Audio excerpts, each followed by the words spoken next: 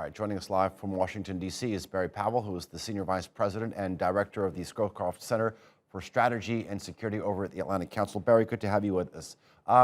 When China surprise launched its hypersonic missile, the Pentagon's chief, General Mark Milley, said it was quite a Sputnik moment. I mean, when it comes to the strategic and geopolitical implications, this is a real game changer here, isn't it? I think it's significant, and thank you for having me, but I wouldn't go too far yet. In other words, the great powers who already have nuclear capabilities and long-range missiles, and here we're talking mainly about China, Russia, and the United States, we're already in an equilibrium of sorts where no other power is going to attack another with the most dangerous weapons because they fear retaliation.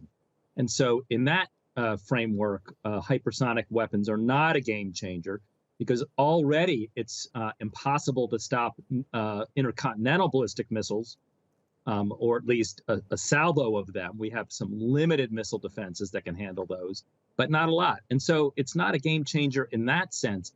I do think, though, that this is a capability that will increasingly be acquired by the great powers as the geopolitical competition heats up. And I think it will require new conversations later in this decade among them about what does strategic stability mean.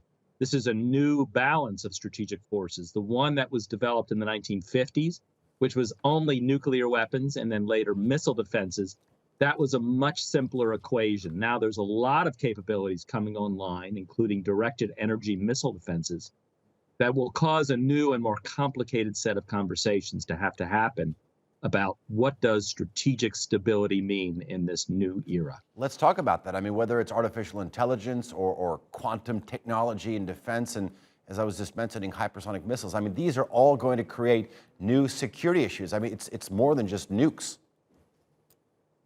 You're right. It's time for really important new thinking on stability, including those capabilities that you raised.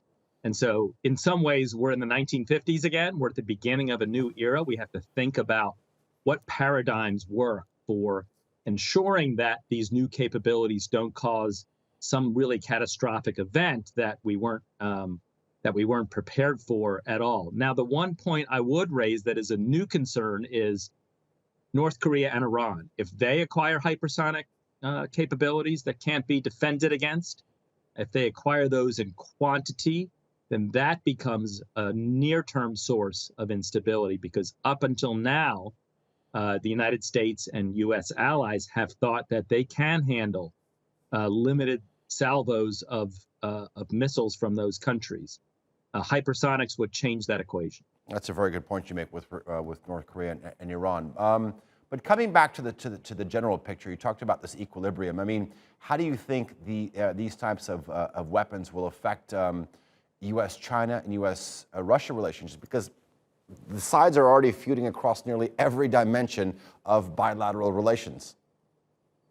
You're right. So let's start with the big picture. The geopolitical competition has been heating up in recent years, and it's going to heat up quite a bit more. And that's across a number of domains: technology, economy, general influence, as well as military. And so here we're talking about that particular military domain.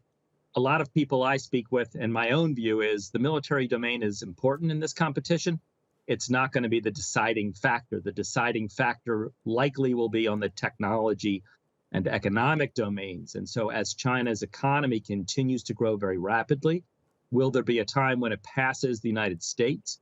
Will there be a time when it really does exert enormous influence because of that economic growth across the world, even greater than today? And so those are the areas to watch, in addition to the potential instability that these types of new classes of missiles might create. And as of now, there are no defenses, no effective,